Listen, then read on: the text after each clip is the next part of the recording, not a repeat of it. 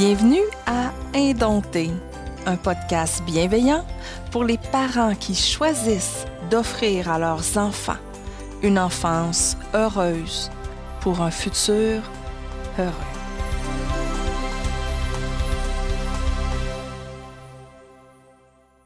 Aujourd'hui, notre sujet, attachez votre tuque, c'est la DEM, la Direction de l'enseignement à la maison, l'instance que les parents éducateurs doivent rendre des comptes, doivent collaborer, bref, au niveau de leur projet éducatif. Moi, j'ai pas d'expérience avec la DEM parce que quand le règlement est entré en vigueur, mes garçons avaient au-dessous de 16 ans. Ce qui fait en sorte que le parcours de Stéphanie m'intrigue au plus haut point. J'en connais déjà des bons bouts et ça me permet aussi de voir comment est-ce que j'aurais pu, moi, réagir, ce que j'aurais vécu. Je pense que parce que Stéphanie, elle a choisi la collaboration, elle a choisi de voir les points positifs. Puis je pense que les gens ont besoin d'entendre ça. Dans les réseaux sociaux, on voit beaucoup de choses, de frustration, et ils ont raison parce que, on va en parler tantôt. Mais ce qu'on va parler aussi, c'est ce que tu as développé, les trucs que Stéphanie a développés pour les bilans, pour les portfolios. On va parler aussi de santé mentale, de deuil, de lâcher prise. On va parler de tout ça aujourd'hui. Et donc, c'est plus moi qui va poser les questions et qui va être curieuse de ce que Stéphanie a à dire. Et elle commence en grand avec un poème. Oui, un poème. C'est des paroles d'une chanson que vous allez sûrement reconnaître. C'est très connu. Et je voulais commencer avec ça parce que c'est vraiment mon objectif principal comme parent. Tu vas voir, c'est la base aussi, comme je t'ai dit tantôt, du unschooling et de ce que je souhaite, en tout cas, moi, pour mes enfants. Donc, j'y vais. Cet enfant couvait dans sa tête un poète, un grand érudit. Il faisait des vers en cachette. Un beau jour, il n'a plus écrit. Ses parents, l'Église et le maître, peu à peu lui ont tout appris. Presque tout sauf à se connaître, à trouver son bonheur en lui. À vouloir baliser sa route, il découvre de moins en moins les chemins qui s'ouvraient sans doute dans le creux de ses propres mains. Cet enfant grandira quand même et vivra peut-être très vieux, mais sans découvrir le poème qui manquait pour qu'il soit heureux. C'est l'idéal de notre enfance qui nous porte à rêver plus haut, à cultiver nos différences pour bâtir un monde plus beau.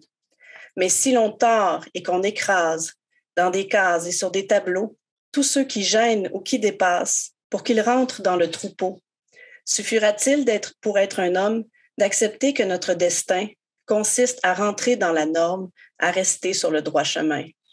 Mais si l'enfant devient poète, il nous offre déjà celui que dans son cœur et dans sa tête, pour toujours, il aura cueilli.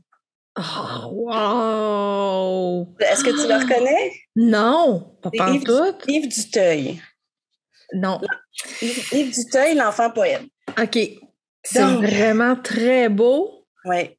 Et qu'est-ce qui fait en sorte que ça te parle autant que ça? Pour moi, ça représente vraiment la différence entre le système puis le choix que j'ai fait au niveau de l'éducation de mes enfants, au niveau du unschooling, de la liberté, de la créativité. Ça parle justement du poète, de la créativité qui est comme un peu éteinte, moi, je trouve, personnellement, par le système. Puis moi, j'ai choisi de laisser mes enfants le plus créatifs possible. Puis pour être créatif, il faut être libre. Yes. Puis pour être libre, il faut être dans la confiance. Donc, on peut pas se sentir libre si on n'est pas confiant, si on n'est pas en sécurité, tout ça. Donc ça représente un peu le contraste des deux. C'est ça qu'on va parler aujourd'hui avec les contraintes légales là, de la DEM. Oui, parce que maintenant, on n'a plus le choix de faire avec. Oui, il y en a qui l'ont vécu vraiment de façon agressive. Oui, toi, comment ça s'est passé pour toi là, quand tu as su que le règlement allait entrer en vigueur?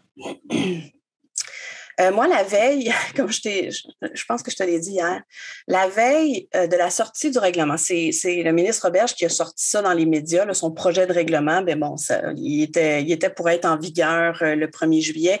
Il a sorti ça, je pense que c'était en avril ou mai. C'était très quelques mois après, là, c'était pour entrer en vigueur. Donc, la veille, j'avais eu un appel de l'Agence du revenu du Canada qui m'annonçait qu'il y aurait une inspection pour mon entreprise Atelier Sincère. Donc, ils venaient chez nous dans mon tout petit atelier et je devais tout sortir, écoute, nos comptes, des papiers que je connaissais même pas. Tu sais, la comptabilité, c'était quelque chose de vraiment difficile là, pour Alain et moi dans l'entreprise. Puis en tout cas, fait qu'on était déjà sous le choc. Fait que le lendemain, le règlement sort après comme 2 ans de manifestations, tu sais, avec laquelle Noémie Berlus qui était très présente, tous les parents ils ont fait des manifestations et tout ça. Ouais. Donc, moi, j'ai suivi ça. Un petit peu en arrière. Je voulais pas impliquer mes enfants puis qu'ils soient déçus par après. Donc, mais quand même, j'ai fait des plaintes, j'ai écrit des lettres, j'étais un peu dans le mouvement aussi sur les réseaux sociaux. Ça fait entendre ta voix. Oui, c'est ça. Donc, ça a été un choc, un deuxième, tout en même temps. Et moi, j'ai tout fermé. J'ai fermé, j'ai quitté les groupes, même ton groupe, Unschooling au Québec, je l'ai quitté. J'ai quitté le groupe membre de la QED. J'étais bénévole pour la QED. J'ai quitté le groupe spécial des bénévoles. J'ai vraiment tout fermé puis je me suis retirée parce que ça a été vraiment un très, très gros coup parce que c'est tellement contre mes valeurs. Le règlement, il parlait déjà des examens là, qui sont en vigueur cette année. Colin. Donc, je me suis remis en question. Je pense qu'on peut dire que j'ai vraiment fait une dépression. Ça fait du sens aussi, là. Tu sais, c'est comme, on peut être dépressif en lien avec un contexte qu'on vit, là. Fait que, tu sais, moi, ce qui me déprimait, c'était la société. Tu sais, où est-ce que ça s'en va, la société? Tu sais, moi, ça faisait quelques années que j'allais vers le unschooling, donc j'allais à l'inverse de ce mouvement-là. Puis là, tout à coup, je sentais que la société m'envoyait comme message, non, c'est pas ça, t'es bizarre, t'as pas tu sais, ça allait contre mes convictions profondes. Donc oui, puis là, j'ai lu dernièrement justement Brené Brown, qui est une chercheuse là, en psychologie, puis elle parlait du deuil. Puis là, je suis allée lire les étapes du deuil, puis c'est exactement ça que j'ai vécu. T'as le choc, t'as le déni, la frustration, la colère. Après ça, t'as la dépression. Puis après ça, ben là, t'as le lâcher prise et tout ça. Donc, mais t'as été combien de temps à peu près, mettons, dans l'étape dépression, colère, tu sais, comme... Un bon 6 mois. OK. Clairement, je pense que je suis revenue peut-être à l'automne sur les groupes. Pas bénévole de la quête, par exemple, je n'étais plus capable. Je leur lève mon chapeau, là, les gens qui travaillent là, parce que c'est vraiment très dur et très frustrant de travailler en politique. Ouais. Donc, mais moi, je pouvais pas, là. J'étais... déjà, moi, dans ma vie personnelle, il y avait déjà des choses difficiles, là. Donc, ça s'empilait. T'as bien fait, je trouve, j'ai ce mouvement-là, là, ce que tu racontes là, de OK, il y a un choc, il se passe quelque chose. OK, là, c'est le temps de me plonger dans mon cocon, de faire en sorte de refaire mes forces avant tout, parce que là, c'est pas le temps de prendre des décisions, là, c'est pas le temps. Pareil comme quand on vit un deuil, quelqu'un qui est décédé ou... Ça, c'est un deuil à faire. C'est pas le temps de prendre des décisions qui vont affecter le reste de ma vie et le reste de la vie de mes enfants. Ça, tu vois, je le vois maintenant, mais à ce moment-là, j'étais bien trop en choc. Je pensais, moi, c'était vraiment une question de survie. Là. J'étais en mode survie. Tu as eu un réflexe. Oui. Très bon réflexe. Oui, puis je suis quelqu'un qui est très empathique, tu sais, je veux dire, je vois un petit papillon qui vole, puis je pleure, là, tellement que c'est beau. Puis le pas beau aussi, c'est horrible. Donc je pensais à tous les parents, je pensais à tous les enfants, je pensais, tu sais, ça a été une grosse vague de choc aussi sur les réseaux sociaux au niveau des parents, là, éducateurs. Donc, ça a pris des mois de lâcher prise, mais septembre est arrivé, puis il fallait faire la paperasse, là, la première année. Donc, la première année, ça a été graduel, là, puis après ça, c'est redevenu un peu plus sévère l'année d'après. Donc, la première année, moi, je me suis organisée. Je me suis dit, là, il faut les faire, les papiers, là, fait que je me suis créé un petit système. Puis étais-tu encore en réaction, genre, où tu étais déjà dans, OK, comme t'étais encore un peu en réaction. Tu le faisais, puis c'est comme, oh my God, c'est lourd. Oui. Okay. Je dirais que c'est vraiment dans la dernière année seulement, là. J'ai vraiment lâché prise. OK. J'ai voulu, tu sais, je savais qu'il fallait que je lance prise, là, les autres années. Depuis, dans le fond, c'était en 2018. C'est ça. Fait que, mais je suis allée graduellement.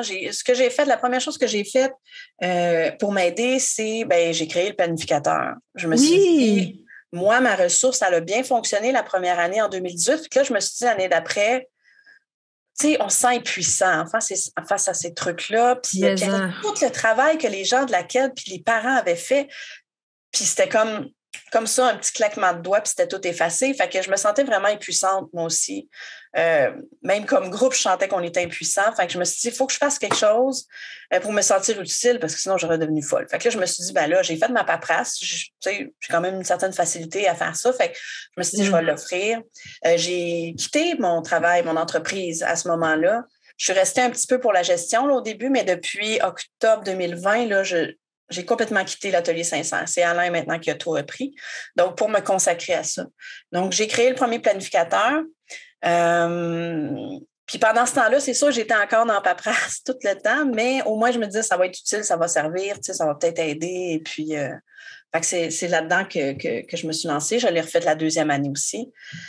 Mais vraiment, ce qui m'a fait lâcher prise, là, c'est quelqu'un qui a dit à un moment donné sur un des groupes d'école maison, je ne me souviens pas c'est où, il y en a plusieurs là, qui l'ont répété, c'est vraiment de ne pas laisser entrer le ministre d'Éducation chez vous. Puis c'est ça, puis c'est là que j'ai réalisé, je me suis dit, à tous les jours, je pense à lui, là. À tous les jours, je suis frustrée, je suis fâchée. Tous les jours, je l'haïs. Oui, tu sais, puis pas juste lui, parce que je veux dire, pour qu'il puisse avoir été élu, premièrement, puis pour qu'il puisse faire ça, il faut qu'il y ait toute une gang en arrière de lui qui l'appuie, là. Fait que, tu sais, c'est des valeurs, c'est un choc de valeurs au niveau de la société. Fait que, mais je me suis dit, crème, moi, tous les jours, je pense à ça. Tous les jours, je regarde mes enfants, puis là, je le vois à travers ce filtre de paperasse-là. Puis il y a quelqu'un qui a dit ça sur les réseaux sociaux, il dit, de la chenoute, moi, là, je ne vais pas me laisser, tu sais, je ne vais pas le laisser rentrer chez nous, là. Fait que c'est là que je me suis dit, c'est vrai, il est chez nous, là, puis là, il est dans ma tête. Je l'ai kické en dehors, tu sais. Rent free. Je me suis dit, je vais lâcher prise. Il y a une citation aussi qui m'a inspirée à ce moment-là, que je suis allée retrouver dans mon journal intime, qui dit, c'est Aristote qui aurait dit ça. Être heureux ne signifie pas que tout est parfait. Cela signifie que vous avez décidé de regarder au-delà des imperfections. Ouais. Donc, c'est ça. Donc, ce que j'ai fait, c'est que je me suis dit, il faut que je trouve une façon au quotidien, parce que là, ça faisait 2-3 ans. Je me suis dit, il faut que je trouve une façon au quotidien de continuer à être heureuse avec mes enfants, parce que c'est le fun quand on voit nos enfants apprendre. Puis, tu sais, le unschooling, c'est ça que ça m'a appris, tu sais, vraiment l'espèce de lâcher prise, la confiance. Fait que là, je me suis dit, il faut que je retrouve ça. Avec cette contrainte-là. Je n'ai pas le choix. Je veux dire, je peux pas. Il n'y a aucune action qui va faire, en tout cas, moi, peut-être à part les élections, qui va faire que ça va changer, là. Donc, je me suis dit, je vais agir sur ce que moi, j'ai le contrôle, donc sur mon attitude, mettre mon énergie où j'ai le contrôle. Donc voilà, c'est ça que j'ai fait. J'ai fait mon quelque chose d'utile. Puis j'ai lâché prise beaucoup. Mais ça revient encore. Tu sais, tu fais le document, des fois, tu lis une phrase, puis tu es comme, c'est vraiment, tu sais, ça donne la nausée, là. Mais en général, je suis quelqu'un de positif, fait que je me dis, il faut que je sépare ça. Puis, dernièrement, là, dans les derniers mois, je me donne des moments où je ne pense pas du tout à ça. Je ne pense pas à la paperasse, je ne prends pas de photos de mes enfants, je ne prends pas de notes. Je suis juste, je les regarde, on s'amuse, puis that's it, là. Penses-tu que c'est parce que tu as acquis comme une certaine sécurité, parce que tu connais plus les documents, t'as plus de trucs qui font en sorte que c'est plus facile de mettre ça de côté, ou c'est carrément tout le temps que tu reviens à ce choix-là de continuer de voir la magie dans le quotidien avec tes enfants? Moi, je suis quelqu'un qui est vraiment très, très émotive. Vraiment émotive, puis j'ai comme développé une espèce de tu sais, une façon relativiser tout. Oui, c'est ça. Donc, je suis quelqu'un qui va décortiquer beaucoup, tu sais, parce que sinon, je me laisse emporter par mes émotions. Fait qu'il faut que je me fasse un système. Fait que là, je me suis juste dit simplement, je veux dire, qu'est-ce que tu peux faire? Moi, c'est la décision que je prends. C'est une fois que j'ai pris la décision, je pense que c'est ça qui était le plus difficile, c'est de décider puis de lâcher prise. Tu sais, j'ai l'image du chien là, qui veut pas lâcher. Là, son os. C'est ça. Il faut lâcher à un moment donné. Puis là, je me suis dit, je vais lâcher. C'est comme ça, aussi se pitcher en bas, en parachute. Là, oui, par le saut dans le vide. Ouais. C'est ça. Fait que. C'est-tu arrivé à un moment où est-ce qu'il s'est passé quelque chose, ou que tu as lu quelque chose, ou c'est carrément un matin où tu étais dans un état qui a fait en sorte que tu as fait OK, là, je sens que j'ai le choix, puis je choisis de laisser aller pour ma santé mentale, pour le bien-être de mes enfants aussi? Ça a été, moi, ça a été graduel. Là. Graduel, OK. Le planificateur, ça m'a aidé à faire quelque chose d'utile, mais en même temps, j'étais encore toujours dans paperasse. La deuxième année aussi, je l'ai refaite. Puis là, la deuxième année, j'ai senti que c'était la dernière parce que je me suis dit, justement, je ne voulais pas être tout le temps là-dedans. Fait que ça a été par étapes. Puis je pense que c'est un peu comme le deuil, hein. Tu as des étapes à penser, là. Ouais. Puis on le voit sur les réseaux sociaux, les gens. Il y a plein de gens qui sont encore à l'étape de la frustration puis de la colère. Puis je pense que c'était l'étape la plus longue pour moi. Puis là, je commence, là, vraiment à... Tu vois la lumière au bout du tunnel. Oui, je suis pas d'accord, là, avec ce qui se passe. Moi, j'ai fait mes plaintes au protecteur du citoyen, tout ça. J'ai tout fait ça. Mais une fois que tu as agi sur quelque chose, que tu as le contrôle, mais là, moi, dans mon quotidien, qu'est-ce qui me reste, c'est mes enfants puis moi. Là, fait que... Oui, je comprends totalement parce que la façon dont comme tu disais, là, les lunettes qu'on a d'en face, le filtre à travers duquel on regarde notre vie, on regarde nos enfants, ça a un impact. Ça a un impact sur comment on se sent dedans. Puis ça influence nos comportements, ça influence notre relation avec nos enfants. Puis c'est ça, fait que si on choisit de quand on est capable, quand c'est prêt, quand on est capable de faire ce saut-là, graduellement ou pas, un peu pareil comme quand tu as décidé de faire l'école maison puis l'unschooling, tu t'es pitché comme à gauche, je me pitche dans l'eau. Ouais. Il y a différentes façons de le faire, là. Mais à partir de ce moment-là, tu sais, c'est beaucoup moins lourd, c'est plus joyeux, c'est plus agréable, tu sais, comme... c'est sûr que c'est moins lourd, là. C'est mes enfants, là, dans le fond, tu sais. Ouais. Quand je les regardais, c'est ça, quand je les regardais, puis je réalisais que j'étais en train de regarder ma fille, puis j'étais en train de penser à la DEM, là, tu sais. Ouais. Puis quoi qu'on fasse, puis même les activités, des fois, que j'ai poussé certains... Au début, surtout, là, maintenant, je propose des affaires parce que je sais que mes enfants vont aimer ça, parce qu'on se connaît, puis ou bien que l'ADEM en a besoin de telle affaire, puis que là, je le propose, j'ai dit, l'ADEM, elle veut ça, tu veux-tu qu'on fasse ça, ou on peut le faire de cette façon-là? Puis je veux dire, mes enfants, oui, tu sais. Mais je veux pas qu'ils le fassent pour ça, tu sais. Comment ils ont réagi quand tu leur as expliqué tout ça, là? Ça n'a pas été un drame dans leur vie parce que moi, je les ai pas amenés aux manifestations qu'il y a eu là, pendant des années. Je les ai pas impliqués. Tu sais, il y en a qui ont fait écrire des lettres, c'est correct aussi, là. Oui. Mais moi, j'étais vraiment... Je pense que je suis très aigrie au niveau de la politique. J'ai été bénévole pour un parti politique quand j'avais 18 ans, puis j'ai été vraiment écœurée l'année que j'ai passé là. J'ai été écœurée de tous les partis, toute la politique. Fait que je me doutais, tu sais, que ça marcherait peut-être pas, malheureusement, même si je suis quelqu'un de positif. Donc, je n'ai pas vraiment parlé aux enfants. Quand le règlement y est passé, je leur ai dit, j'ai juste dit, il y a un nouveau règlement, hein, il va arriver ça, il y a de la paperasse à faire, mais j'ai dit, c'est ma responsabilité de parent. C'est moi, il faut qu'ils fassent la paperasse. Je leur ai dit, éventuellement, il va peut-être avoir des examens, mais je dis, gars, c'est pas tout de suite. C'était dans 2-3 années, là. Fait que nous, on a la chance de ne pas en avoir cette année, donc. Je leur ai dit, on verra à ce moment-là.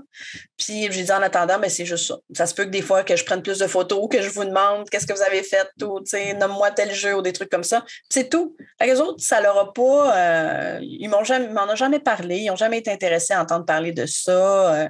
Ils m'ont sûrement vu, là, tu sais... c'était surtout sur les réseaux sociaux là, que j'ai écrit. Fait qu'ils n'ont pas vraiment vu ces échanges-là. Puis je suis contente aujourd'hui de ne pas leur avoir fait passer par ça parce que déjà, je vois des adultes qui ont beaucoup de mal à avaler ce qui s'est passé. Ouais. Fait imagine essayer d'expliquer à tes enfants, ça fait 4 ans que tu traînes dans des manifestations, tu leur fais écrire des lettres à des députés, tout ça, puis là, il faut que tu leur dises, ben là, tu vas être obligé d'y aller faire ton examen tantôt quand même. Fait que je suis contente, je comprends que les autres l'ont fait. Je sais qu'il y a des enfants qui s'intéressent aussi au niveau de la politique et tout ça, mais moi, mes enfants... très éducatif dans un certain sens. Oui, j'ai vu des enfants super chouettes, des belles lettres écrites, puis des enfants qui ont fait des témoignages. C'était vraiment beau à voir. Ouais. Et moi, je sais que mes enfants n'étaient pas intéressés, tu sais.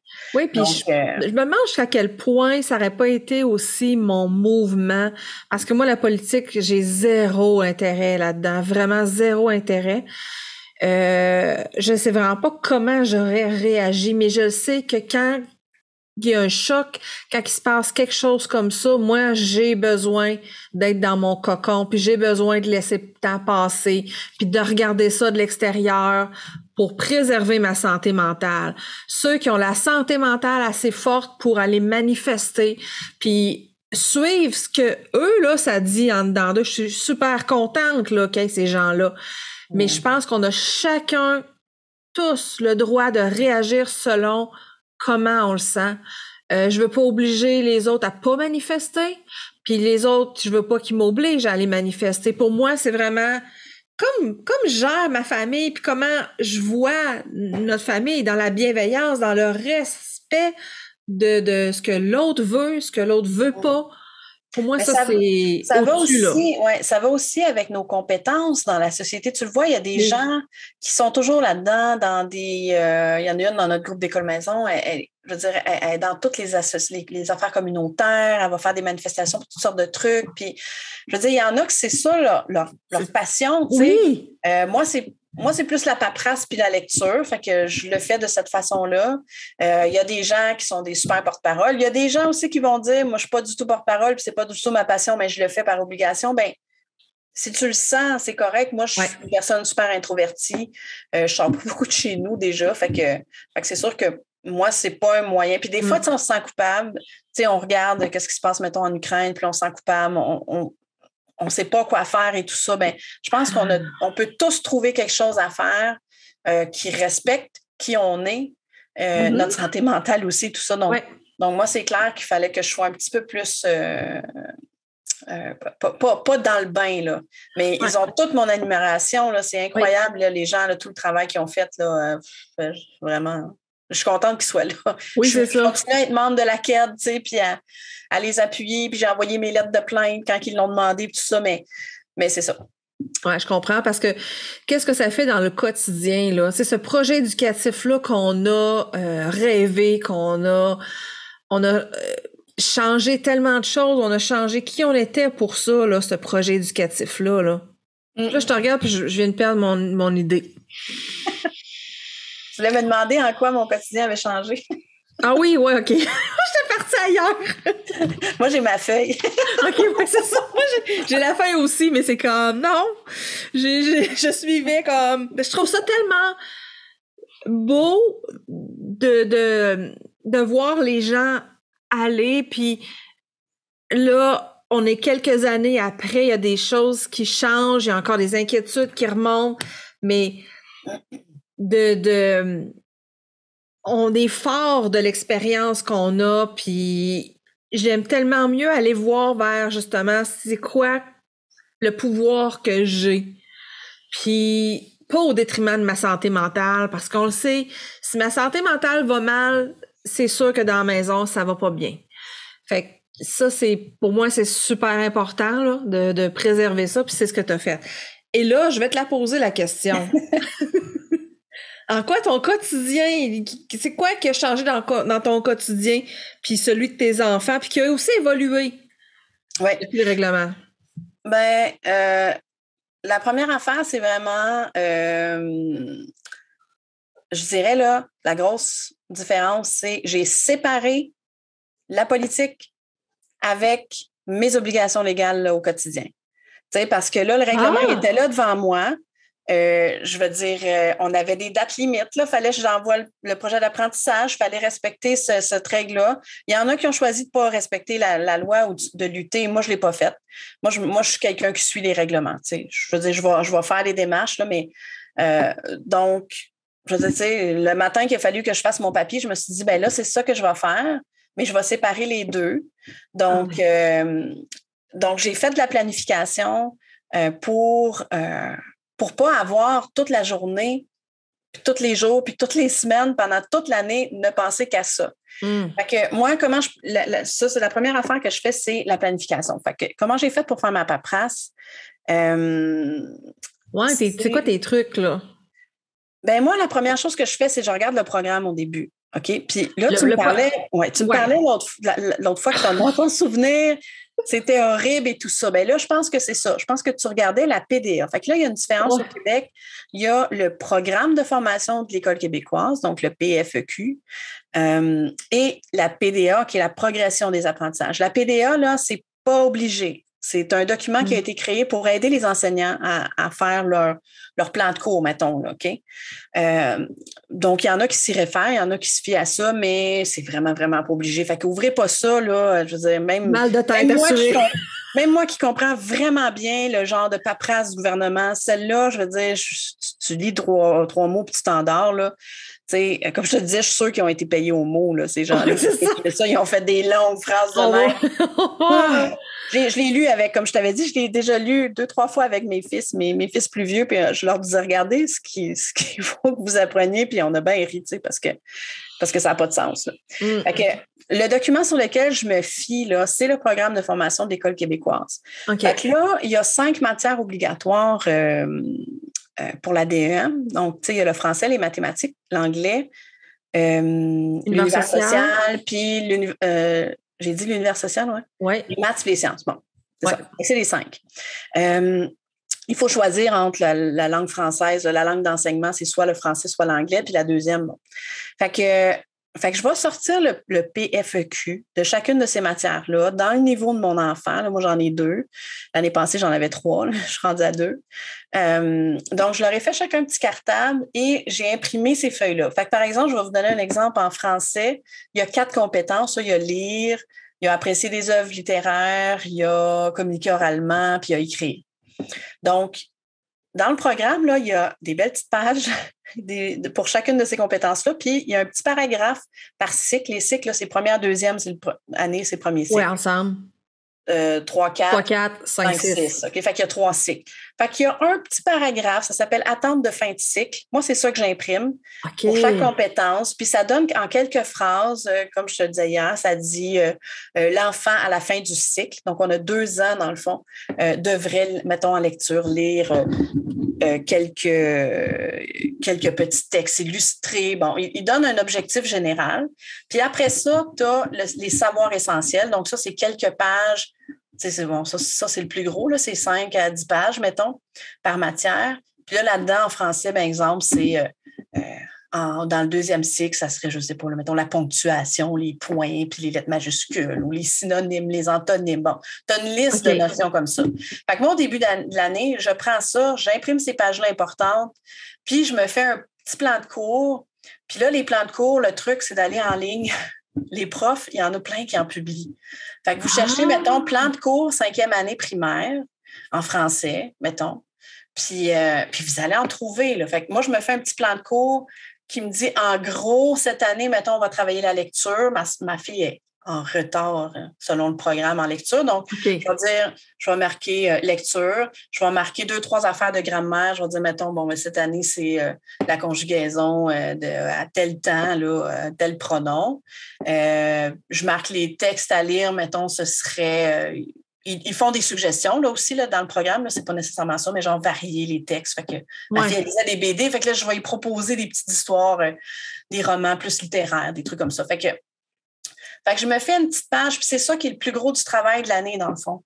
Okay. C'est la préparation de ça en début d'année. Pour chacune des matières, il y en a 5. Moi, j'ai 2 enfants. Il y en a qui en ont 4-5, là, enfants. Puis ça c'est dans le fond, comment s'appelle le document que tu envoies au début de l'année, là? Celui qu'on envoie au début de l'année, c'est le projet d'apprentissage. Projet d'apprentissage. Okay, la préparation que je vous parle, je parle, là, ça va aider pour toute l'année.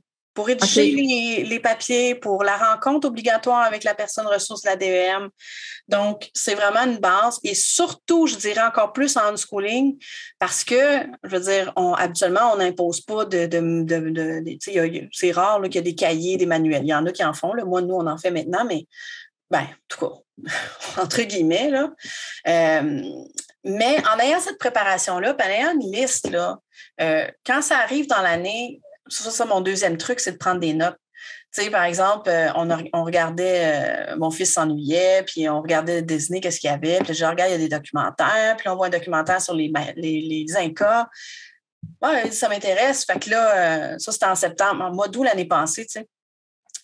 Fait que depuis, on a écouté une dizaine, là. Et là-dessus, fait que là, moi, j'ai tout de suite pris ça. Moi, je prends des notes dans mon cellulaire, tu sais, les genres de notepad. Fait que là, j'ai écrit la date, j'ai écrit, tu sais, Inca, Disney, Ellie, telle date. Donc, je fais juste écrire ça. Puis là, par après, je propose. On fait comme son quotidien d'unschooler. Là, tu sais, on propose, on regarde ce que nos enfants, à quoi ils sont intéressés. On leur propose des activités, on va au musée. Puis au fur et à mesure, je prends des notes.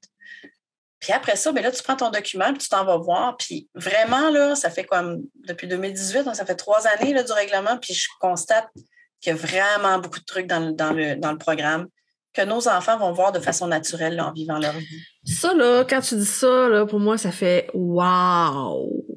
Parce que, tu sais, moi, j'ai pas pris des notes de tout ce que mes enfants apprenaient, parce qu'il y a une grande partie, on s'entend, que les apprentissages, c'est intérieur. Puis c'est pour ça qu'il faut que l'école font des examens pour aller savoir c'est quoi qui a été appris et compris. Fait que moi, j'ai jamais vraiment fait ça, prendre des notes comme ça. T'sais, oui, je le constate, puis oui, je prenais des photos, puis encore aujourd'hui, tu sais, il me parle des choses, mais je le sais que ce qu'il me partage, c'est juste la pointe de l'iceberg. Là. Je le sais qu'il y a tellement plus d'affaires qu'ils ont appris. Et là, que tu dis ça, genre, ça, c'est le programme, puis là, on vit notre vie de unschooler.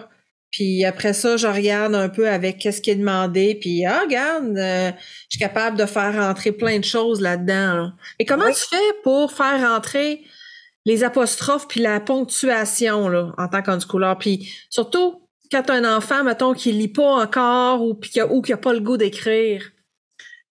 L'affaire, là, c'est que le programme, il est gros, là. T'sais, imagine 180 jours d'école à l'école.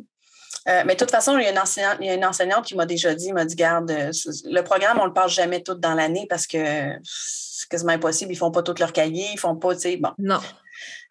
Fait que, puis en même temps, comment je pourrais dire ça?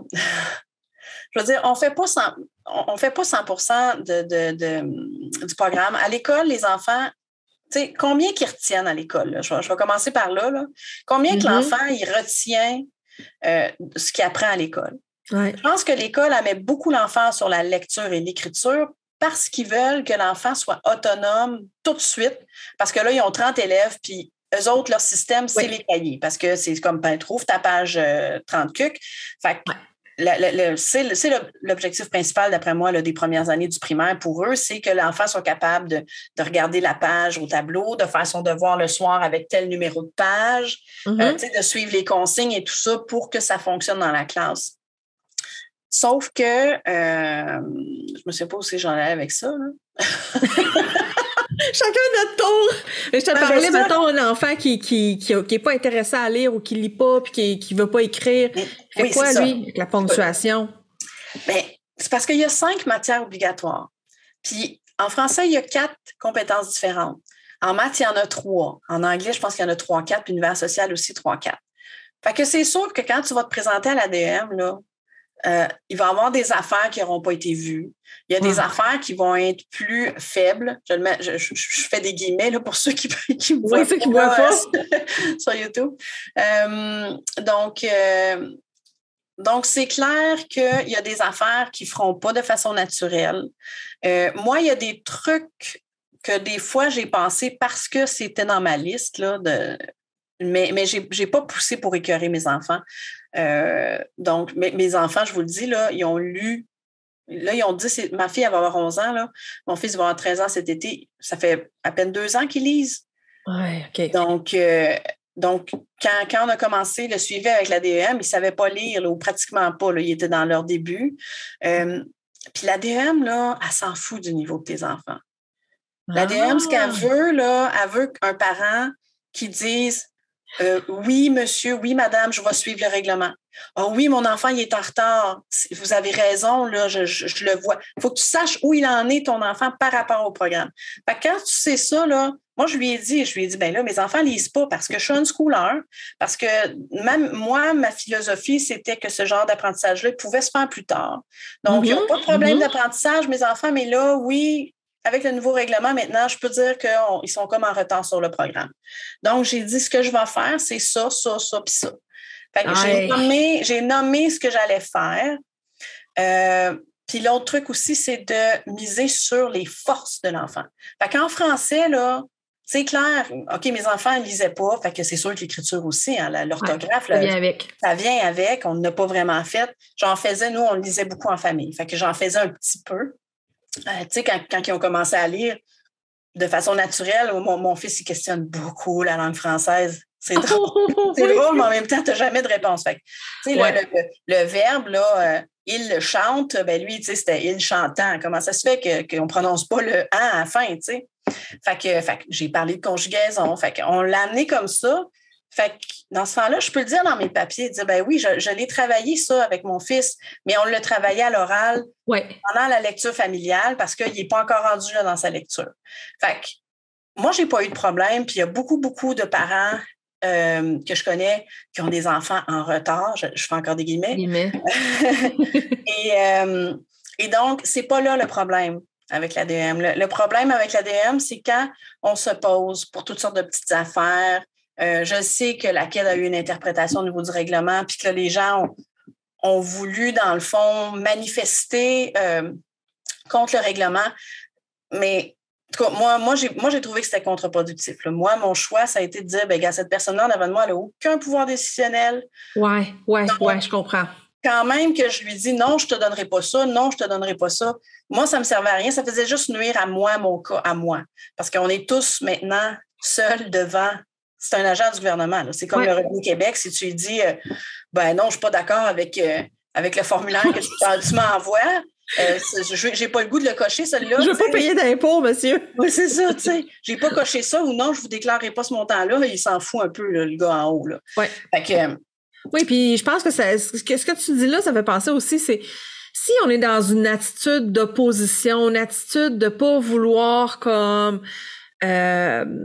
montrer qu'on fait des choses avec nos enfants pour qu'ils soient à niveau ou qu'ils aient vu, qu'ils aient expérimenté les choses de leur niveau, ben que la personne en avant de nous, elle sent ça, tu sais, pareil comme on le sent avec nos enfants. Tu sais, quand tu parlais là, au début, quand tes enfants étaient plus jeunes, puis t'étais pas dans l'unschooling, tout ça, puis que là, t'étais plus comme, justement, t'as un de tes garçons qui était dans l'opposition.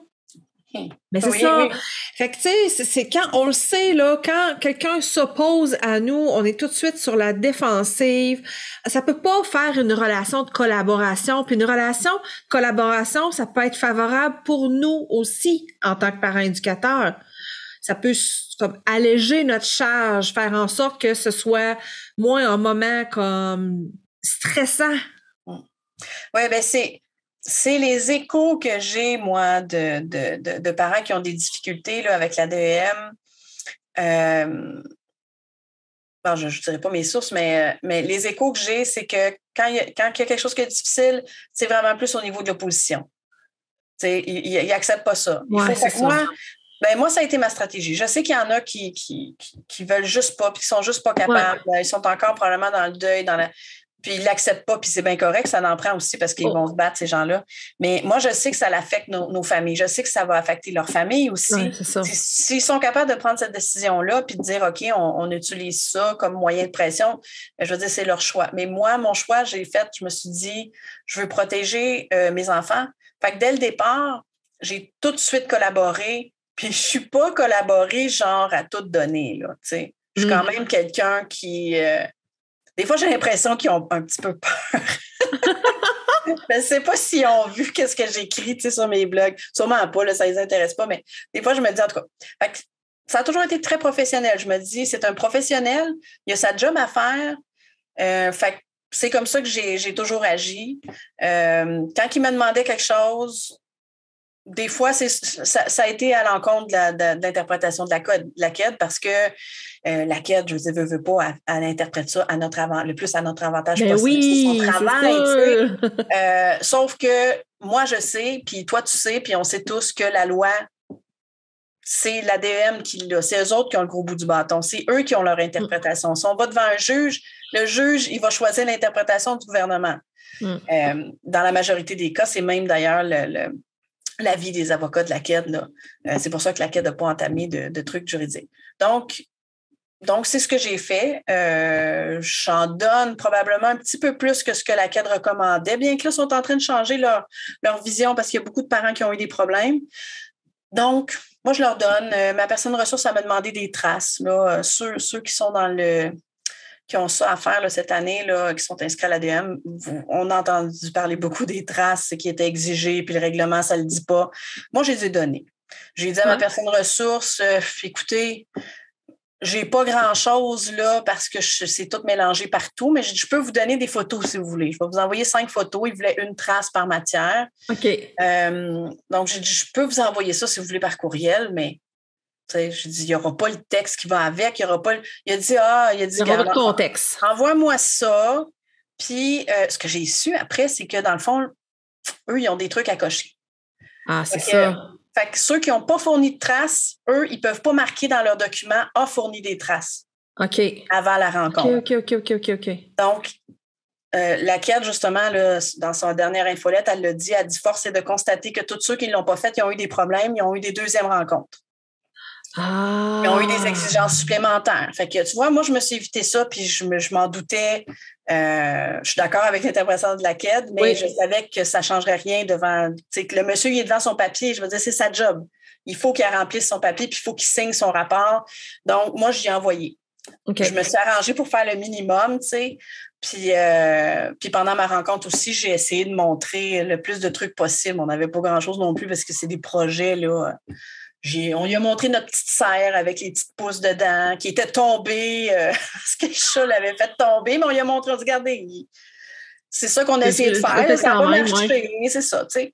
Donc, j'ai montré des trucs, j'ai montré un cahier Canada dans lequel on prend des notes. C'est souvent moi qui prends des notes quand on fait une activité là-dedans, mais j'ai dit, regardez, c'est nos brouillons, puis on va s'en servir pour faire de la révision à la fin de l'année. Fait que là, ils voulaient voir le cahier. Je dis, bien là, mes enfants sont pas vraiment à l'aise de vous montrer ça. C'est un brouillon. Fait qu'on va, on va vous présenter des trucs dans le portfolio plus tard. Fait que, tu sais, ça a passé, puis tu vois, tout a été conforme de mon côté. Donc, je pense que des fois, on peut faire ce petit choix-là. En donner juste un petit peu. Je parle pas de donner des textes de 250 mots, là, de faire écrire à ton enfant. Il y a quelques personnes ressources là, qui ont abusé. Dans ce cas-là, je pense que la KED, elle peut vous aider.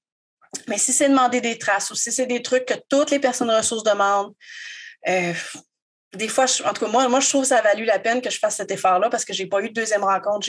Mes documents ont été jugés conformes, ma rencontre a été jugée, alors qu'il y en a d'autres qui ont des appels, ils ont des échanges de courriels, puis ça continue. Fait que moi, j'ai fait ce choix-là d'avoir le moins de contact possible avec eux.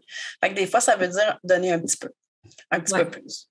Donc, ce que je vois aussi, c'est que t'es comme le buffer. T'es comme le buffer entre la DEM et tes enfants. Je sais pas ce que ça veut dire, buffer. Dans le sens que tu préserves la bulle d'apprentissage de tes enfants. Tu fais que la personne qui va traduire puis qui va comme peut-être même leur demander de faire des cahiers un peu pour certaines choses pour la DEM, mais tu fais le pont entre les deux. Ouais. En même temps, tu vas donner des choses, mais des choses que vous n'êtes pas prêts. Je le vois vraiment comme un calcul. Je calcule ce que je peux donner, ce qui va valoir la peine que je me pose ou quelque chose comme ça. C'est sûr que les examens, moi, cette année, s'il y en aurait eu, mon fils aurait probablement accepté. Il me l'a dit, lui, ça ne lui dérangeait pas d'aller faire un examen. OK, ben ça... Il est bizarre, cet enfant-là. Comme... Non, mais tu sais, il n'a a jamais vécu ça, fait qu'il ne sait pas trop c'est quoi, puis ça ne le dérangeait pas. Ma fille, par exemple, ça n'aurait jamais fonctionné. Donc, c'est sûr que là, à ce moment-là, j'aurais essayé de trouver une solution. Puis, je vous donne un gros truc ici, là. Parlez-en pas sur les réseaux sociaux. Parlez-en pas dans les groupes d'école maison, OK? Mais c'est ça. De quoi pas parler? De les moyens que vous allez prendre pour vous opposer à certaines obligations. OK. Parlez-en pas. Tout le monde en parle en ce moment. Fait que c'est ça. Parlez-en pas, puis faites-le. Ouais. Pensez à votre famille en premier. Ouais. Moi, c'est vraiment ce que je pense. Fait que je fais un calcul de savoir... moi, quand il m'appelle, ça m'est arrivé, ma personne ressource m'appelle, puis là, la quête dit, vous n'êtes pas obligé de répondre. Envoyez. Moi, je réponds. Ça ne me dérange pas. J'ai déjà dit à ma personne ressource, là, vous m'appelez là, je suis en train de faire mon souper, c'est sûr que là, je ne suis pas prête à répondre à vos questions. Ouais. Fait que, oui, je comprends, pas de problème. Je fais juste vous dire que telle affaire. Fait que, moi, je réponds, je suis disponible. Fait que c'est sûr que lui, de son côté, si dans sa feuille, comme le parent, il répond au téléphone, le parent, il répond rapidement, le parent, ça peut aider. Là.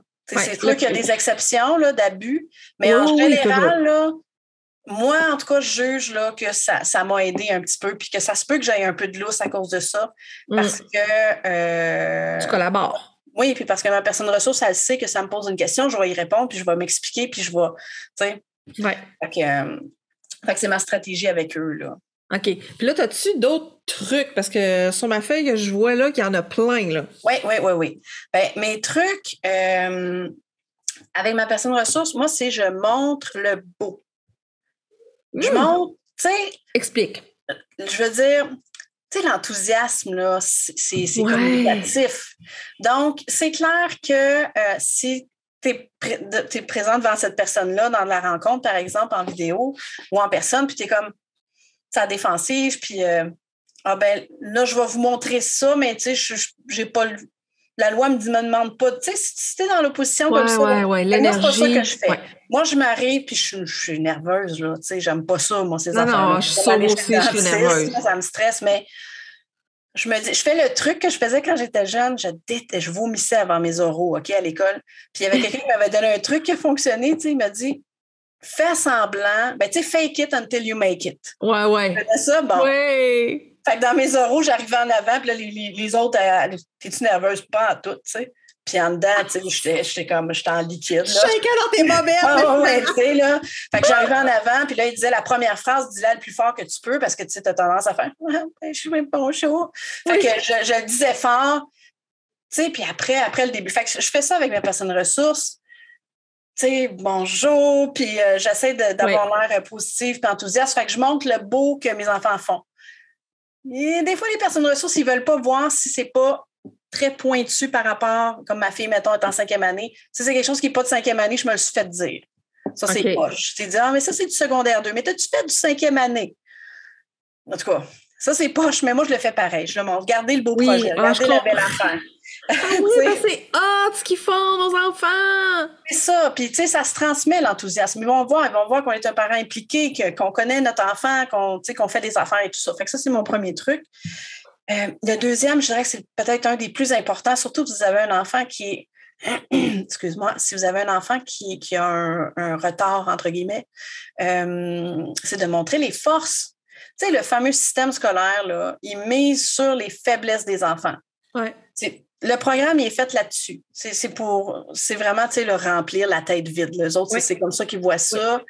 Puis, c'est un peu aussi comme le système de santé. Le système de santé, il traite la maladie. Oui.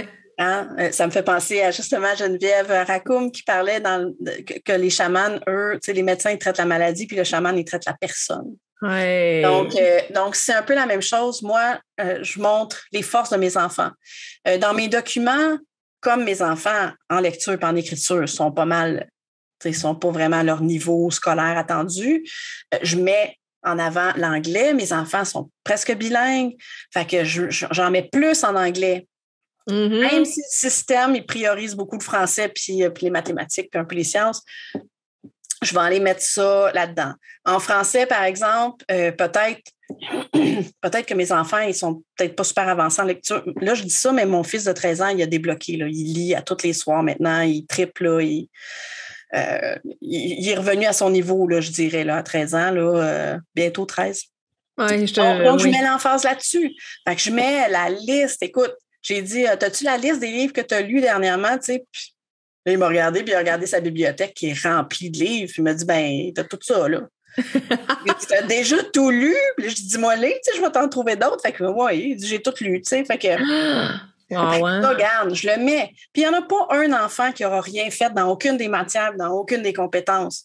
Tu es sûr que même en français, des enfants qui ne lisent pas, mais peut-être qu'ils parlent tout le temps. Fait que là, tu peux mettre ça en avant. Regarde, il y a des talents d'orateur, il explique bien son point. Il y a plein de façons de mettre ça en avant. Fait que moi, je bourre tous mes documents de leur force. Ouais. C'est sûr que j'ai des questions là, sur ce que je juge un peu plus faible, mais dans ce cas-là, je leur dis, ça c'est mon autre truc, c'est je leur dis ce que j'offre. Fait que là, ils me disaient, ouais, mais tu sais, ta fille en français, elle lit pas beaucoup. Donc là, je monte sa force, je vais dire oui, mais en anglais, par exemple, elle lit de niveau anglais, langue d'enseignement, même plus avancé. Et ce qu'on fait en lecture en français, ben là, j'y achète plein de livres. Là, j'ai trouvé des livres numériques, justement, des bandes dessinées Minecraft qui sont sur mon téléphone, tu sais, mon application Kindle. Fait que là, j'ai fait télécharger ça sur sa tablette. Fait que ça, elle a accepté des lire, tu sais, ils sont en français. Fait que, puis elle regarde ça le soir quand elle se couche, puis elle ne veut pas se coucher plus tôt. Je dis, ben, gars, prends ta tablette, puis lis. Fait que ça, j'ai dit ça. J'ai dit, j'essaye avec des livres audio. Je lui lis plus. J'ai dit, quand on fait l'épicerie, je fais lire les. Tu sais, je lui dis, y a-tu beaucoup de sucre? T'sais, moi, je surveille mon sucre puis mon sel là, en ce moment à cause des problèmes de santé. Fait que je veux dire, à l'épicerie, on fait dire, ben, regarde, il y a combien de sel en arrière? Fait qu'elle va lire. Puis il y a des mathématiques aussi parce qu'il y a des pourcentages là-dedans. Oui. Fait que c'est ça. Fait que je lui dis ce que je mets en place. Ouais.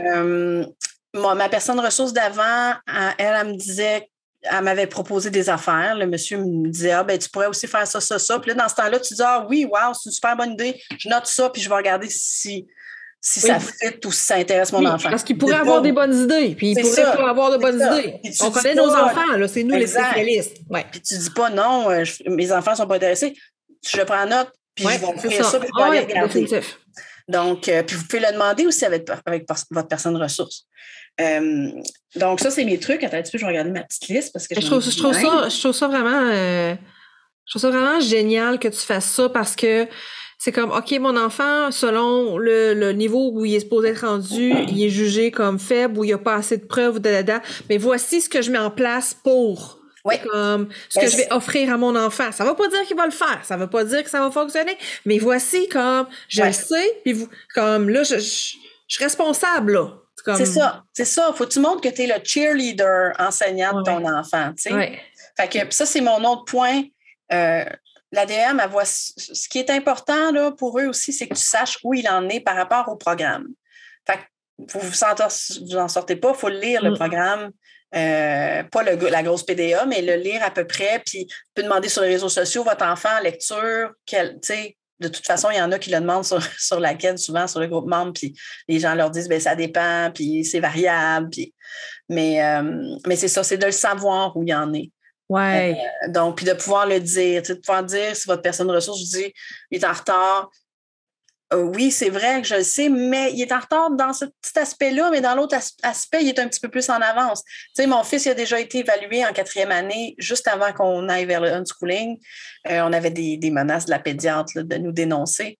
Puis j'avais fait évaluer par une orthopédagogue qui était venue chez moi. Je pense que j'en avais parlé dans le 1er ou 2e épisode de ça. Oui, donc, dans son évaluation, elle m'avait dit son niveau de lecture, puis au niveau d'orthographe et tout ça, il était vraiment première année. Là, il était au début de 4e année. Ben, elle dit sa composition écrite, par exemple, il dit niveau 6e année. Là. Elle dit il fait des longues phrases complexes, puis ses idées sont bien organisées, tout ça. Bon, c'était bourré de fautes, il écrivait presque au son. Mais tu sais, c'est un aspect qui a été évalué, puis elle a dit, ben ça, c'est vraiment, il est en avance. Fait que ça, vous pouvez mettre ça en avant avec votre personne ressource, mais c'est sûr qu'il faut savoir. C'est ça, il faut s'éduquer. Il faut apprendre des choses, nous aussi, là. Mais je pense, moi, en tout cas, en unschooling, tu disais tantôt, tu savais pas que tes fils, qu'est-ce qu'ils apprenaient. On ne sait pas les détails. Mais tu sais, tu pouvais savoir, OK, il y a un moment, je ne savais pas que ma fille savait lire, c'est vrai. OK. Ah oui, ben oui, ma fille. Ben oui, ben ma fille, à un moment donné, elle s'est mise à lire, puis j'ai dit, voyons donc, tu sais lire, tu sais, puis t'es comme, oui. J'avais pas réalisé. Réveille! Ben, tu sais, la lecture, c'est graduel. Tu sais, je savais qu'elle était peut-être capable de lire quelques mots et tout ça, mais je ne l'avais jamais vraiment vu lire. Puis je me souviens pas, c'était une affiche, là, tu sais, avec quand même genre 2-3 phrases, puis elle savait ce que ça voulait dire. Puis j'étais comme, ah, wow! Tu sais, puis en anglais, c'était la même chose. En anglais, ça m'a impressionné, là. C'est incroyable. Fait que ça, c'est de savoir où en est son enfant. OK. Puis expliquer ce qu'on offre, l'environnement qu'on met en place, l'environnement éducatif, les livres, le matériel, dire je vais à la bibliothèque. Sorties, les activités. Je demande la quête, je demande souvent conseil pour des ressources, on va voir des sites Internet. Tu sais, montrer ce que les vous groupes. faites. Mais quoi? On fait partie de groupes, tu sais, puis il y a du stock là-dessus aussi, là. C'est ça. Puis l'autre truc, c'est demander de l'aide à vos enfants. Ouais. Tu sais, moi, je leur ai dit, c'est ma job, c'est ma paperasse, mais tu sais, c'est plate à faire. Fait que comme moi, je leur ai demandé l'année passée d'écrire un texte sur leur jeu vidéo préféré. Ils l'ont fait à l'ordi, puis on l'a corrigé ensemble après. Puis ça n'a pas été. C'est sûr que s'il m'aurait dit, maman, je veux rien savoir, arrête de m'achaler, je veux pas écrire, je l'aurais pas fait. Là. Mais moi, je l'ai demandé, puis j'aurais dit, tu sais, ça m'aiderait dans ma paperasse là, que tu aies un texte parce que pour l'ADM, c'est vraiment important. Fait que tu peux-tu, tu sais. Puis ils m'ont impressionné, vraiment, là. Ils m'ont impressionné. Je pensais pas qu'ils étaient à ce niveau-là, mais en tout cas. Fait que. Et ça, là, tu peux faire cette demande-là parce que vous avez une bonne relation. Voilà. Parce que si tu as une relation que tu es toujours en train de dire à tes enfants quoi faire, les contrôler, leur demander tout le temps de faire des choses, puis de les obliger. Parce que moi aussi, c'est la même chose, là, tu sais, j'en fais pas souvent des demandes ou des choses comme ça, mais quand je le fais, ils me croient, c'est sincère, puis ils veulent collaborer parce que moi aussi, je collabore avec eux, tu sais. Fait que cette relation-là de confiance qu'on a développée fait en sorte que quand on leur demande des choses comme ça, ils sont pas comme « Non, maman, je veux rien savoir de toi », ils sont comme « Ah, ma mère, elle me demande ça », puis tu sais, c'est comme « J'ai une bonne relation avec... » Tu sais, c'est comme... Mais ils veulent collaborer avec nous. Ils font la différence, surtout quand ça fait longtemps qu'on est dans le unschooling. Puis si ça fait pas longtemps puis on commence, on peut aussi expliquer la différence aux enfants. Par exemple, je veux dire, ton enfant, il t'achalera pas pendant 3 heures à broyer et à dire « Je veux absolument aller me baigner à 2 heures du matin. » Tu vas dire « La piscine est fermée. » L'enfant comprend vite que c'est une contrainte sur laquelle il n'y a pas le contrôle. Assez jeune même, si je me souviens là, de mes enfants. Donc, c'est sûr que, tu sais, les parents qui ont le système éducatif plus classique, ben là, tu t'assois puis tu manges pas avant le repas parce que sinon, tu vas gâcher ton repas ou tu te couches à telle heure, sinon, tu vas être fatigué. Tu sais, l'espèce de truc arbitraire qui vient pas de l'enfant, mais de règles extérieures. C'est sûr qu'à ce moment-là, l'enfant va être plus opposé quand tu demandes des trucs. Mais en unschooling, en tout cas, moi, ils savent que si je leur dis, regarde, l'ADM, c'est important que tu écrives ou, tu sais, ils vont m'aider. Ils vont chialer un peu, mais pas. On n'a pas c'est rare chez nous que ça chiale. Là. Mais c'est sain en plus qu'ils chialent. Parce qu'ils font entendre leur voix. C'est comme, ben voyons donc, pourquoi qu'ils veulent ça? C'est comme, c'est quoi le rapport? Parce que jusqu'à un certain point, il faut qu'il y ait des gens, puis il y en a des gens qui veulent refaire le système parce que c'est pas nécessairement très positif la façon qu'il est là en ce moment, là, tu sais. Mais bon, fait que moi je trouve ça sain, puis plus tard on veut qu'il y ait un esprit critique là, ben l'esprit critique là, faut pas l'avoir éteint là, faut qu'il y ait le droit de l'exprimer. Ouais. Puis c'est pas il y a des discussions, tu sais, il y a beaucoup de gens qui sont découragés, qui disent on peut plus faire d'unschooling avec ça. Moi là, je crois vraiment pas à ça. Je crois pas à ça parce que je veux dire c'est une valeur là, un ministre peut pas mettre ta switch à off. De ta valeur. Une valeur, ça reste une valeur. Tu as des contraintes, c'est clair. Je veux dire, on a des grosses c'est une grosse contrainte. Là, au Québec, on est la province la plus sévère au Canada. Donc, c'en est une, mais je suis encore dans l'unschooling parce que je vais encore accompagner mes enfants là-dedans. Je leur mets pas de pression inutile, puis je leur fais pas peur de façon inutile, puis je leur dis pas, ben là, il faut que tu fasses tout ce cahier-là parce que sinon, tu vas retourner à l'école. C'est pas de même que je présente ça. Menace, manipulation. Moi, je leur ai demandé de faire quelques pages de cahier. Puis, parce que, mettons, on voit des notions dans un jeu ou de fractions.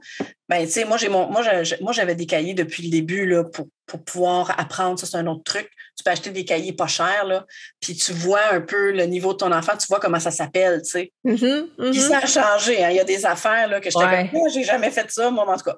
Fait que, puis là, je leur ai dit, ben, tu sais, regarde, les fractions, là, tu peux-tu m'en faire cette page-là? Ça m'aiderait, là, tu sais, l'ADM. Moi, je sais pas si j'en ai donné. J'ai pas donné de page de cahier encore à l'ADM. Je dis qu'on fait de la révision avec ça, mais je ne vais pas en mettre non plus dans le portfolio. Là. Mais des fois, là, que ça merde, là, puis qu'il arrive un problème, mais je vais avoir quand même ça. Fait que mon enfant l'a fait. Puis il y a aussi moi, dans notre cas particulier, ma fille, elle veut devenir vétérinaire.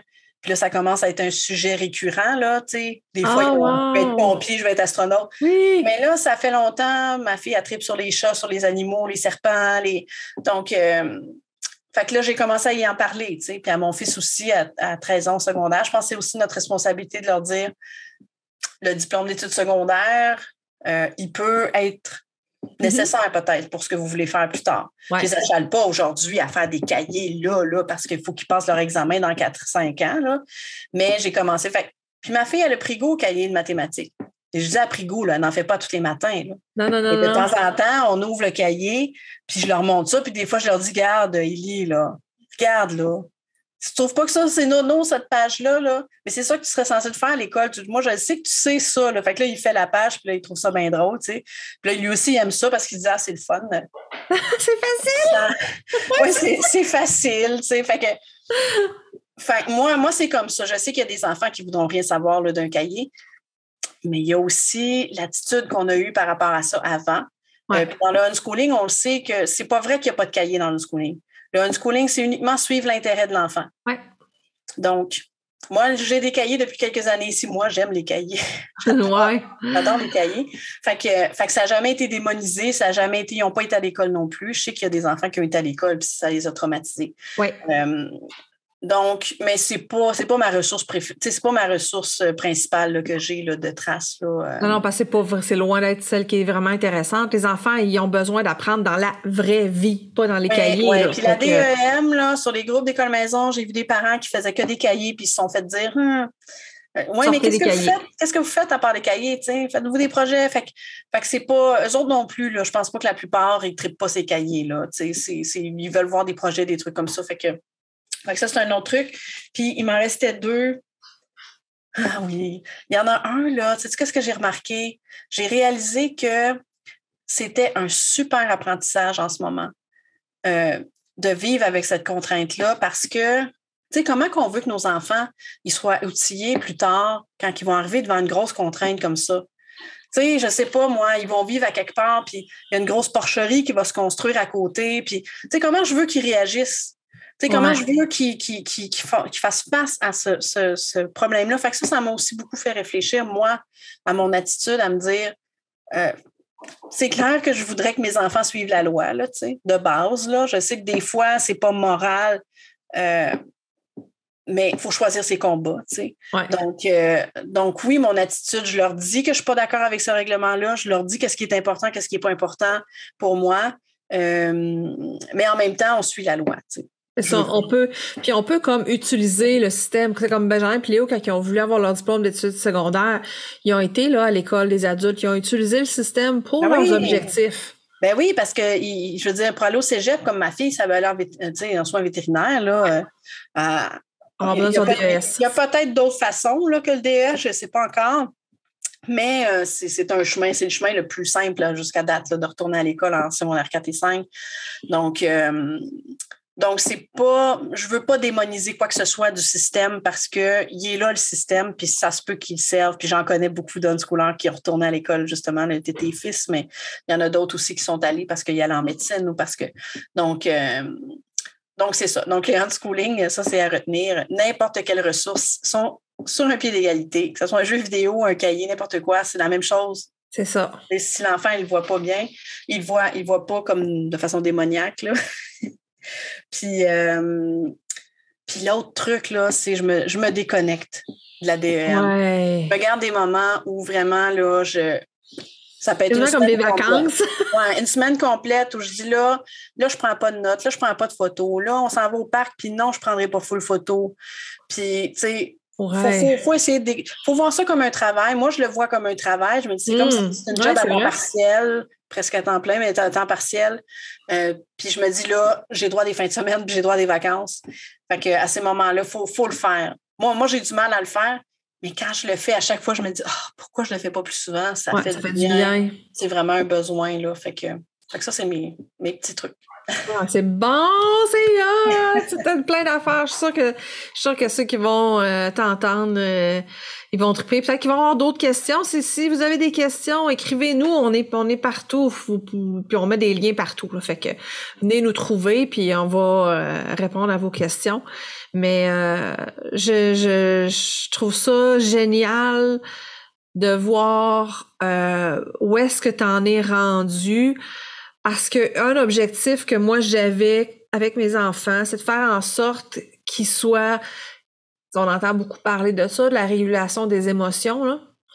Fait que, puis ça, ben, ça fait en sorte que quand il arrive quelque chose de difficile dans notre vie, ben, qu'on reste pas accroché dans la colère, la frustration, qu'à un moment donné, ça se transforme, puis qu'on soit capable d'avoir du pouvoir sur notre vie, qu'on soit pas tout le temps comme en moment de crise, là. Fait que là, toi, ce que tu me dis, c'est ça que t'as fait, puis t'es comme un modèle aussi pour tes enfants qui te voient passer à travers ça, puis gérer tout ça, là. Oui, c'est ça. Puis ma relation avec l'ADM aussi, avec l'agent de l'ADM, je me dis, comment je veux que mes enfants agissent avec les autres, tu sais? Ouais. Je veux qu'ils agissent avec respect. Oui. Fait que je ne vais pas dire à eux autres, l'agent de la, tu sais, puis les traiter comme de la chenoute, puis, tu sais, OK, je me suis permis avec le ministre. mais pas la personne. Puis je leur ai dit, lui, là, c'est pas lui qui décide, là. Lui, c'est son travail, fait que, tu sais, puis je les ai encouragés, puis, fait que oui, c'est vraiment c'est l'exemple, là, qu'on donne. Puis ça m'a donné des il y a du positif. Oui, c'est ça. C'est quoi le positif que t'as comme découvert à travers toute cette expérience-là? Moi, là, personnellement, j'ai réalisé que j'étais plus impliquée puis encore plus intéressée dans l'éducation de mes enfants. Wow! Parce que j'ai été forcée, tu sais, t'es poussée à aller voir, à prendre des notes, à traduire et tout ça. Fait que, tu sais, des fois, tu sais, t'as plusieurs enfants et tout ça, c'est plus facile. Puis moi, je travaillais aussi, là, j'avais mon entreprise, puis les enfants sont heureux, ils te regardent aller, mais, tu sais, des fois, ils ont des besoins un petit peu. Moi je suis très casanière, hein, fait qu'on sortait pas tant que ça. Puis là, mais je me suis forcée un peu plus, tu sais, puis j'ai trouvé des façons. Là. Maintenant, c'est mon chum qui va à toutes les sorties. Ils sont à un concert l'organisme symphonique de Sherbrooke, là, en ce moment. OK, wow! Donc, moi, je me suis dit, il faut qu'il fasse plus de sorties. Fait que j'ai réfléchi à ça. Puis quand je fais mes listes au début d'année aussi, tu sais, le matériel, je me dis, on n'a peut-être pas assez de livres, tu sais. Fait que oui, ça m'a fait réfléchir un petit peu plus. Je le faisais déjà, j'avais pas besoin d'eux autres là, pour le faire. Non, mais là, ça a eu cet avantage-là. Oui. Puis non seulement ça, l'autre, c'est que, écoute, quand tu regardes ce que je te disais au début, quand tu regardes le programme, en début d'année, puis là, tu dis, mettons, ma fille, mon fils est en secondaire 1, puis j'ai regardé le programme, je dis, mais là, tout ça, je veux dire, mon fils, il est déjà intéressé à ça, il a déjà vu ça, il a déjà fait ça, il a déjà. Fait que là, c'est. Tu sais, là, les fameuses publications de gens, je pense que j'en fais pas assez, j'ai peur que j'en fasse pas assez. En unschooling, les parents ils disent, ouais, mais là, j'ai pas l'impression que mes enfants ont besoin de moi, j'en fais-tu assez, je suis dessus. Ben, ça m'a donné ça là, dans les dernières années, en forçant d'être obligée de traduire ça dans les papiers. Je me suis dit, wow, mes enfants, ils en prennent du stock, là. Tu sais, puis ça m'a donné vraiment plus confiance en ce que je fais. Puis je me suis dit, j'avais raison de faire ça, j'avais raison de ne pas les pousser dans des leçons obligées, tout ça, parce qu'ils l'ont fait de façon naturelle. Fait que ça, peut-être que je ne l'aurais pas vu. Il reste des doutes tout le temps. Là. Je pense que c'est toute notre vie. Là. Je ne sais pas avec des fils plus vieux, mais j'en ai des plus vieux puis j'ai encore des doutes. Mais ça m'a aidé. Là. Je pense que c'est comme un petit je sais pas, moi je trouve que c'est une prudence d'avoir ce côté-là de un petit check là, OK, c'est correct ce que je fais, moi je pense que c'est positif. Exactement, c'est notre responsabilité, puis on peut facilement se laisser emporter. Je vois beaucoup de parents qui pensent que l'unschooling, c'est leur liberté à eux aussi. Je sais qu'il y en a qui croient que l'unschooling, c'est aussi le parent unschooling. J'ai vu des parents sur des groupes. OK. Mais moi aussi, je veux vivre l'unschooling. Moi aussi, j'ai le droit à tout ça. Moi, personnellement, c'est mes enfants qui passent avant. Je comprends. Je veux dire que notre bien-être, il est important aussi. Très important. C'est ça. Mais là, en ce moment, c'est l'éducation de mes enfants. C'est ça. On s'adapte au contexte. Exactement. Fait que oui, là, le parent, il est plus tranquille là, cette année, c'est clair. Il faut qu'on fasse de la paperasse, puis on en a beaucoup à faire, mais je protège, moi, le truc éducatif de mes enfants, puis je leur mets pas ça dessus. Puis c'est ça, l'autre avantage, j'ai vu que le unschooling, ça fonctionne sur la relation de confiance parce que mes enfants, ça les a pas affectés. Si je leur demande de faire un cahier, ils vont dire, ben oui, je vais te le faire un moment, tu sais, puis on est dans cette relation-là n'importe quand. C'est la même chose quand je leur demande de mettre leur ceinture ou de baisser le ton à la bibliothèque.